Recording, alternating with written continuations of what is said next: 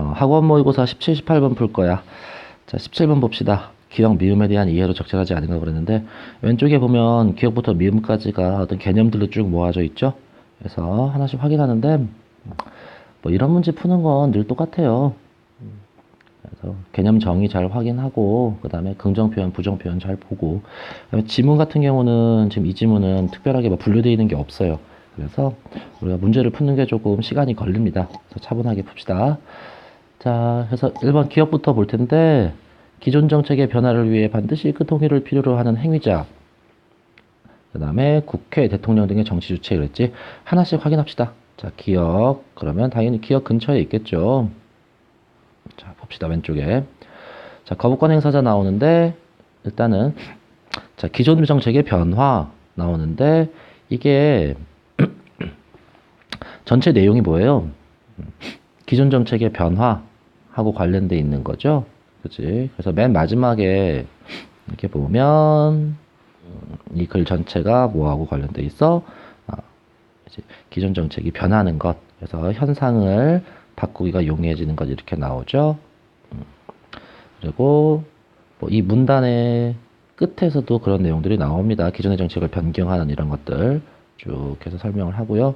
그러니까 지금 헷갈리는 사람들은 그냥 단순하게 이렇게 생각해도 돼. 지금 이게 지금 무슨 문단이야? 거부권 행사자 이론 문단이죠? 그럼 이 이론에 대한 설명이 어디까지 나와? 자, 여기까지 나와요. 그치, 기본적으로. 아이고나, 미안. 여기가 아니구나. 요 아래 의제 설정자 나오고, 그 다음에 거부권 행사자까지 해서 끝까지지. 이렇게. 그러니까, 이 마지막에 보면 뭐 거부권 행사자 이런 말이 나오잖아. 마지막 문단 시작할 때.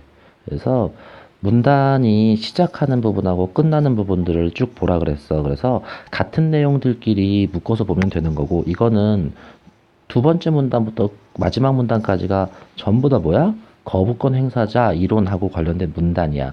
그러니까 아무 데서나 나와도 상관은 없다고 해서 긍정, 부정 정도만 잘 확인해서 그게 일치한다 그러면 그럼 맞는 거라고요. 그래서 기존 정책의 변화 맞고요. 그 다음에 반드시 동의를 필요로 한다는데 보면 반드시 동의가 필요한 행위자 나오고 그 다음에 국회, 대통령 등의 정치 주체 그랬는데 지금 밑에 보면 국회하고 대통령 설명하고 있고요. 그 다음에 정치 주체라는 말도 나오죠. 그래서 이런 식으로 이제 넘어가면 되고 2번 니은도 마찬가지입니다. 자, 니은의 이상점 가장 선호하는 정책의 위치를 의미하는 그 다음에 그래프상의 지점 나오는데 자, 여기 거부권 행사자들이 가장 선호하는 정책 혹은 법률의 위치. 자, 그 다음에 공간 모형 위에 표시하여 이렇게 나오죠. 2번도 맞아요. 자, 3번 보면 자, 거부권 행사자들이 모두 수용할 수 있는 새로운 법률들의 집합. 여기까지는 사실 맞습니다. 그죠? 바로 위에 새로운 법률의 집합. 그지? 그 다음에 수용할 수 있는 것도 그 위에 보면 모두가 수용할 수 있는 이렇게 나오지. 가까운 데 답이 다 있어. 근데 그 뒤에 부분 보면 자, 가장 선호하는 법률의 위치라는 말이 나와요. 이거 뭐야? 자, 오른쪽 봅시다. 이게 뭐라고 그랬어? 아까 지문에서 그래, 이상점이었어요. 그치? 자, 이상점이 이 안에 포함될 수 없다 그랬어. 근데 그런가? 아니죠. 이 내용을 보면 내용에서도 유추할 수 있지만 뭐 그래프를 봐도 되지. 그리고 바로 아래 18번 문제에서도 나와요. 그러니까 예를 들어서 하나의 집합이 이렇게 있고 나머지 하나가 이 안에 이렇게 포함돼 봐. 그럼 교집합은 여기가 되죠. 이게 뭐가 돼? 이 교집합 부분이 그렇죠. 승리집합이죠. 그지? 그래서 승리집합 안에 그지? 그 이상점이 포함될 수 있냐 없냐 있어요. 그래서 지금 이 문제 같은 경우는 이상점이라는 개념을 그 위에서 설명했던 말, 그치? 아까 기억에서 이상점 설명했었죠? 자, 봅시다. 그치? 그래서 이상점의 정의가 이렇게 지금 나오는데, 그치? 이 부분에서 우리가 이상점이라는 말을 대치시킨 거야, 이 표현으로. 그래서 이런 식으로 문제가 나오는 경우가 많아요. 그러니까 되게 어떤 경우냐면 이게 이제 중요한데, 자, 우리가 좀 전에 봤을 때 디귿을 봤었어. 근데 디귿에서 보통 자, 자, 3번에 있는 나머지 말들은 근처에서 다 확인이 되죠. 그래서 이렇게 보통 근처에서 다 확인하게 하는데 그게 없으면 어떻게 하라고? 위로 올라가야 돼. 따라서 올라가는데 뭐 표지나 이런 것들이 있으면 그거에 맞춰서 올라가지만 그래서 우리 많이 했었지. 뭐 이처럼 나오면 바로 앞문장 이런 거. 근데 그게 없더라 그러면 어디를 먼저 가보자고? 그래. 정의. 제일 먼저 가봐야 되는 게 정의예요. 그러니까 개념 정의들은 그래서 읽을 때 확인하고 가는 게 좋다고 그랬지. 그래서 개념 정의에 있는 말들을 사용해서 이런 식으로 단어를 문장으로 또는 구절로 대체하는 경우들이 있으니까 꼭 그러고 이 오른쪽처럼 자, 선생님처럼 이렇게 어떻게 써가면서 하면 안 헷갈립니다.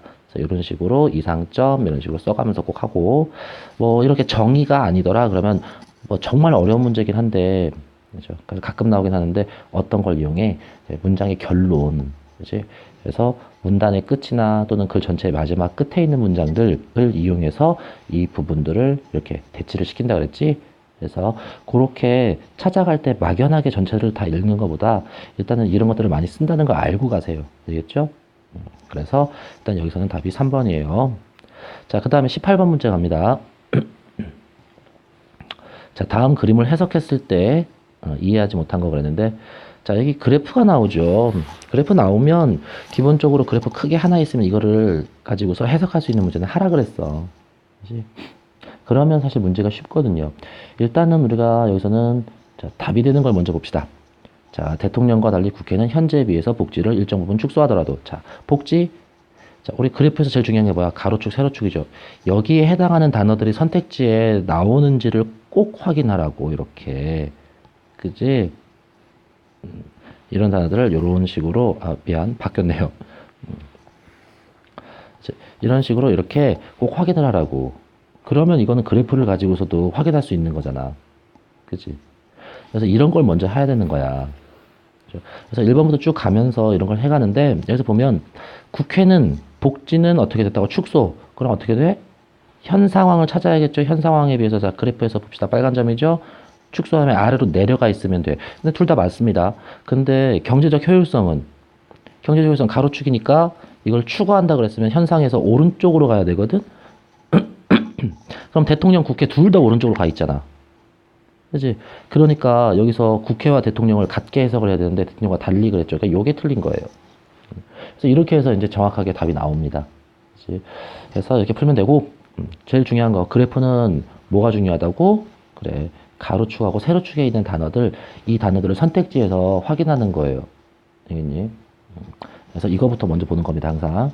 그렇고 나머지 조금 헷갈릴 만한 게 2번하고 5번이 있을 수가 있는데 자 나머지 것들 선택지 간단하게 보면 1번 같은 경우는 그렇죠. 경제적 효율성을 보완하는 거니까 뭐 해? 오른쪽으로 이동한다는 거지.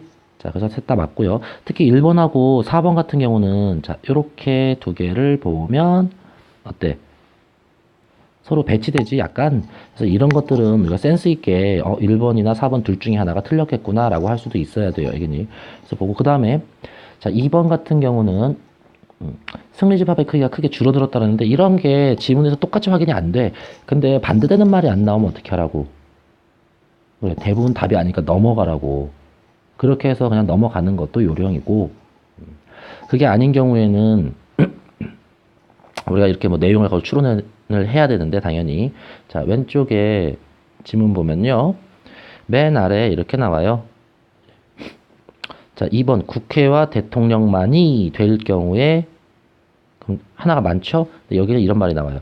자, 국회 대통령, 헌법재판소 전부 다 거부권 행사자입니다. 수가 하나 적으면 바꾸기가 용이해져. 그러니까 결정 내리기가 쉬워요. 그럼 이게 뭐야? 승리 집합이 그렇죠? 커지는 상황이죠. 그러면 자, 2번 같은 경우는 그렇죠? 지금 거부권 행사자의 수가 하나 어떻게 됐어? 그래. 적은 게 아니라 반대로 늘었죠? 그러면 얘도 커지는 게 아니라 작아지는 거고. 그래서 자, 2번은 맞는 거야. 그리고 5번 같은 경우 이제 3번은 건너뛰고요. 5번 같은 경우 보면 자, 누구 이상점도 충족하지 못한 수준에서 그랬는데 원래 문제는 이거하고 관련돼서 답이 나왔었죠. 여기서 보면 실제로 이상점들 이 가운데 점이 이상점이라 그랬지. 그래서 자, 승리집합에는 겹치는 부분이 없네요. 그래서 맞는 겁니다.